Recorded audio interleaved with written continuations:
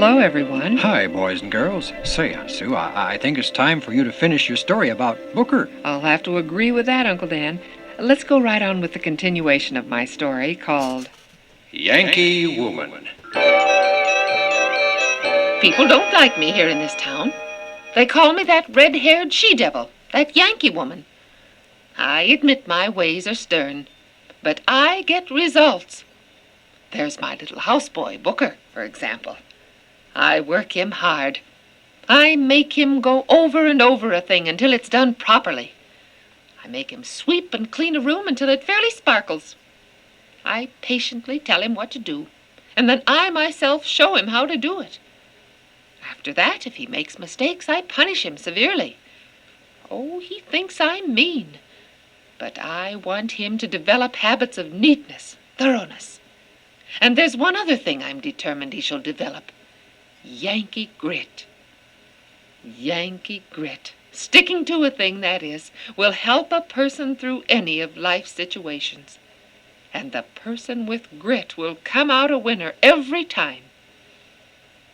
Come, Booker. You and Clarice and all the other servants and I are going to clean the house today. All 22 rooms. penny by penny. For 2 years, he saved his money. 55, 56, 57, 58, 59, $60. In the summer of 1872, when he was almost 13, he decided he could wait no longer. 92, 93, Must set out for Hampton. 4. I've got $95. He had saved $95. But alas, a few days later, his stepfather, who had been the one to suggest that he take the job on the Ruffner estate, came to see him. With him, he brought tragedy for all of Booker's hopes. Booker? Yes, sir?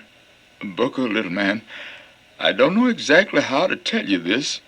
What is it, sir? I've Tell lost me. my job. 200 men were laid off a month ago in the mines. And we won't be going back. At least not for a while. Do you understand what I'm saying, Booker? You need money. You need my money. My $95. All that money that I worked so hard for. Saved so hard for. Isn't that what you came to tell me? Booker, All that money. your ma don't know I'm here. She made me promise I wouldn't bother your money. She's a good woman, your ma. But Amanda Jane is sick with pneumonia. Bad sick. And, well, Booker, your ma is half crazed with worry about getting a doctor for her. My school money. Booker? Booker, I want you to come immediately. You can leave the purple asters now. I have work for you to do in the north garden, and then... Oh, I didn't see you standing there. Who are you? I'm Booker's stepfather. I see. Well, what do you want with Booker? I came up here for nothing, Mrs. Ruffner. Nothing at all. I can see that, ma'am, on Booker's face. Well, in that case, you must excuse Booker. Good day. Come, Booker.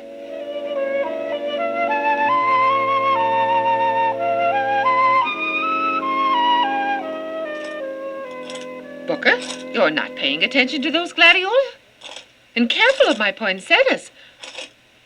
Why, Booker, you have tears in your eyes.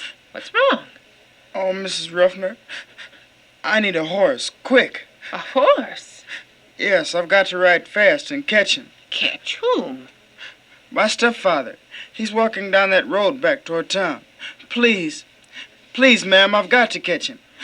I don't know what this is all about, Booker. But if it's that important, you shall have a horse. Take the gray mare and tell the stable boy to let you have her. Thank you. Oh, thank you, ma'am. Booker, you're headed toward the manse. The stables are that way. I know, but I've got to go to the big house first to get something from my room. And he did. Then, quick as greased lightning, back toward the stable. A whisk past the astonished stable boy, a leap astride the beautiful gray mare, and then riding hard down the dirt road leading to Malden. Until at last the sight he was looking for, a tall, dejected brown man walking on up ahead, his head hung low, his hands jammed in his pockets in defeat. Whoa! Whoa! 3 minutes later. $95. Why, Booker, it's enough to keep us going all winter. Booker, son, are you sure? I just can't be selfish, Father. Not when I love you and Mother and John and Amanda so much. Here, take it all, quick. This looks powerfully like the end of your dreams. That dream you had of going to Hampton to school. I never kissed you before, Booker. But today, you're a good boy, son. May heaven bless you. Now get that pretty gray mare back to Miss Ruffner. I guess that gray mare ain't used to being around poor folk. No, she ain't used to this at all. She's getting plumb impatient. You'd better go now. Yes, sir. Poor Booker. He had generously given his stepfather and his other loved ones what he'd earned so slowly, so painfully, over a long span of 2 years. His money was gone. But now, surprisingly, was where his Yankee grit was to come into play. He would go anyway. He set his jaw firmly. A few weeks later, he thanked Mrs. Ruffner and told her farewell. It'll be hard, Booker, but I know you'll succeed. But will you really? You're such a little boy, just 13. Oh, work hard, Booker. He told the friends of his parents and all of his well-wishers in the small town of Malden goodbye. Here, child. I'm 75 years old. I can't read, but I know reading is a good thing. Maybe, God willing, I'll get to learn to spell out my Bible before I die. But you keep on, you hear?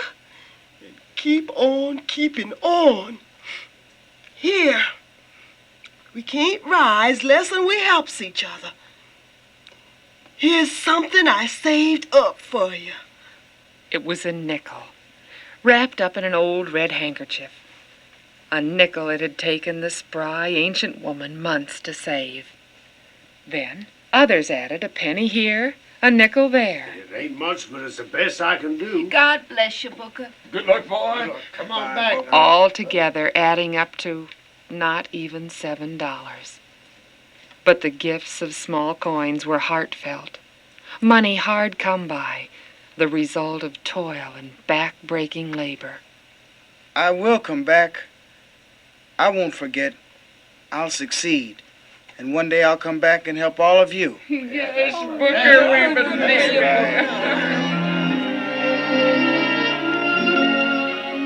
you. Then he told his stepfather and Amanda, his sister, and John, his elder brother, goodbye. Goodbye, Father. Goodbye, boy. Amanda. Bye, Booker. Goodbye, John. Oh, son, I'll pray for you night and day, morning and evening. I'll never stop praying for you. I'll never stop loving you. I know, Mother. Now, you be a good boy, you hear me? A boy can't always be good, honey. Maybe not, but he can try powerfully. That train is leaving soon. We'll have to move lickety-splicky if we're going to make it.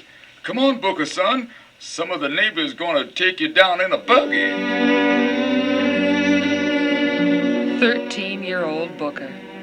He still had no definite idea of even the direction in which Hampton Institute lay, or just how much it would cost to get there. One thing was certain. Whatever it cost, he didn't have enough. Yet he bravely set out. Even his beloved mother, who thoroughly sympathized with his desire to make something of himself, was troubled as she saw him leave for Hampton. She had fears somehow that her younger son was embarking on heartbreak. Oh, I just hope he isn't shucking off on a wild goose chase. Please, Lord, don't let my boy be hurt and disappointed.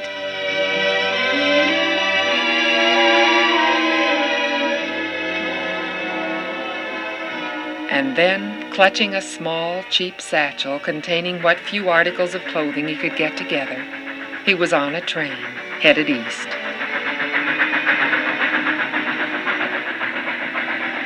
The train went only a small distance of the journey southeast across 2 states.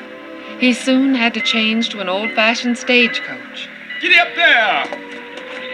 It was his first such experience, both the train and the stagecoach.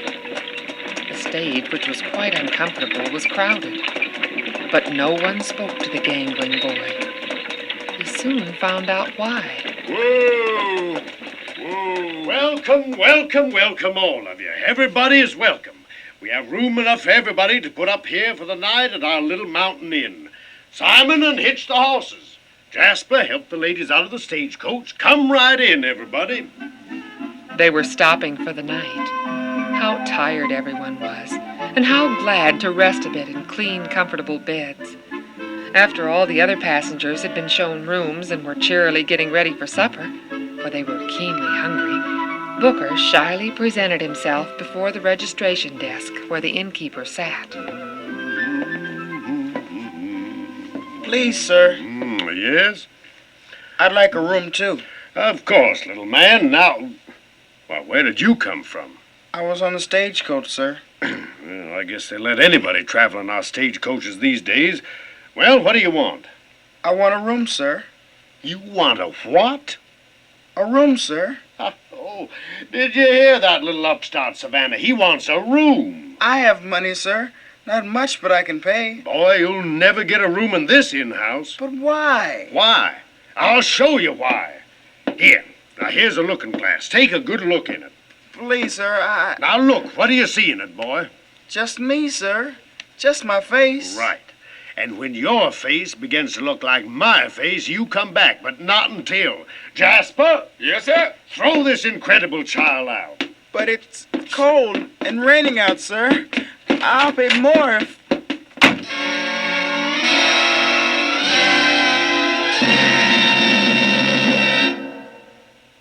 It was cold out, near freezing weather. A light, chilly rain was falling. He couldn't keep dry, for there was no shelter anywhere. So the lonely 13-year-old boy walked about in the darkness all night. And in the morning, new disaster. Why, boy, you can't get back on the stage. You don't have enough money to pay for your fare to the next point.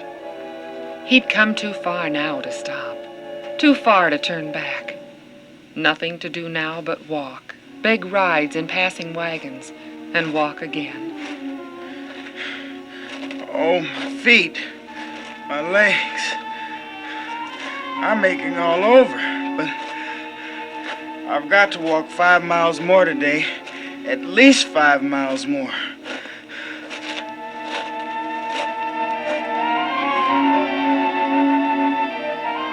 Finally, Richmond, Virginia. How far is it to Hampton, sir? 82 miles, boy. Better buy some food. How much money? My money. It's all gone. Tired, dirty, and hungry. In Richmond, 82 miles from his goal. And now he didn't have a single penny left. It was night. He knew not a single soul, and no place to go. He walked until well past midnight. At last he became so tired, so hungry and exhausted he could walk no longer. Just when he felt he couldn't take another step, Booker spotted something under a plank in the sidewalk. In those days, in the 1870s, sidewalks were made of wooden planks. A hole. There's a hole under the sidewalk, and it's just big enough. Maybe I can crawl into it. It has to be warmer in that hole than out here. Whew. Made it. I got in. Dear God, please protect me here. Bless my mother and my stepfather and Amanda and John. And bless and protect Hampton until I get there. The next morning, Why, I'm near a harbor. There's a cargo ship over there being unloaded. Maybe the captain and sailors will let me help so as I can earn enough money to buy myself breakfast.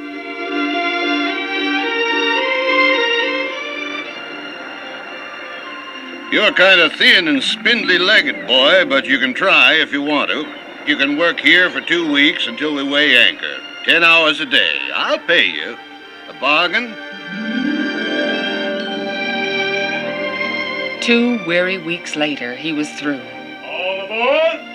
His pay as a little stevedore during those 14 days was just enough to help him get 3 square meals for a change, and to pay the train fare from Richmond to Hampton.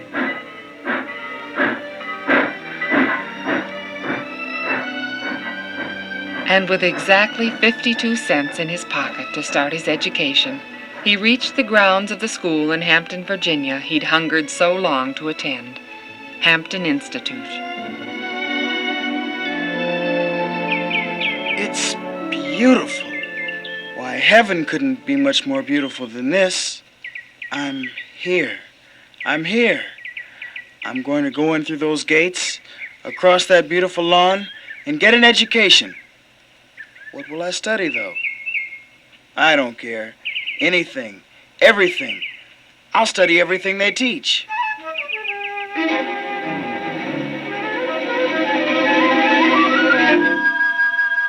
Hello. Hi. You're new here, aren't you? Yes? What's your name? Booker? Booker what? Just Booker. Just Booker? Yes. Isn't that enough? No, you're gonna need 2. 2 names? Well, certainly. Most everybody has 2 names these days. Really? Well, of course. Hey, you see that boy walking across the grass over there? Uh-huh. Well, he's got 3 names. 3? Yeah, Mark Anthony Jones. And Miss Mackey, the principal, is going to call him by all 3 of them, believe you me. If she catches him walking on that grass, well, bye now. Mark Anthony Jones. 1 name isn't enough. I guess I have to make up a name for myself. But what? I know. Washington, after George Washington. I'll name myself Booker T. Washington.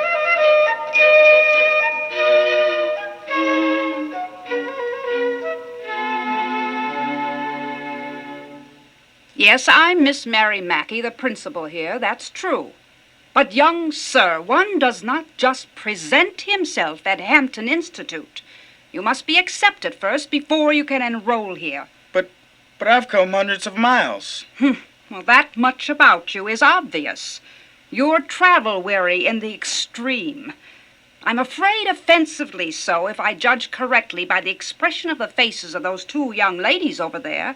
Travel weary? Oh, I'm sorry. You see, it was a very long trip. Well, young man, it scarcely matters. As I've tried to explain to you for the past 10 minutes, you didn't apply. You didn't write Hampton before you came, and we can't possibly accept you. Now, please, stand aside. There are others here waiting to register. No, please, wait. Young man, I'm not accustomed to this. Besides, there's something else about you, something I could tell instantly. You have no money, isn't that true? Yes, but Uh-huh. But I can work. I'm very strong. How much do you have, young sir? 52 cents. 52 cents? My stars, boy, you didn't come hundreds of miles to go to school at Hampton equipped with 52 cents, and that's all. No, that isn't all. I've got something else. Something more important than money. Much more. And what, pray tell, is that? Yankee grit, that's what. I've got Yankee grit. And it'll take me through anything. I see. Oh, step aside, young man. I must register the other students. She wouldn't accept him. How Booker's heart sank. Student after student walked up to the desk of the principal with money. More money than Booker ever imagined existed. Some of them had their tuition for the entire year. What could he do with 52 cents? After all his years of struggle, how could 52 cents help? It was useless. But he would not, could not leave. Miserable, dejected, too numb to feel or think, he sat down upon a bench in the room.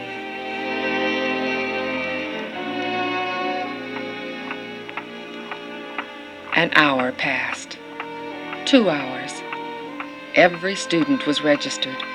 It was late in the day. Miss Mackey, the principal, was the last one in the room. Now she too was leaving.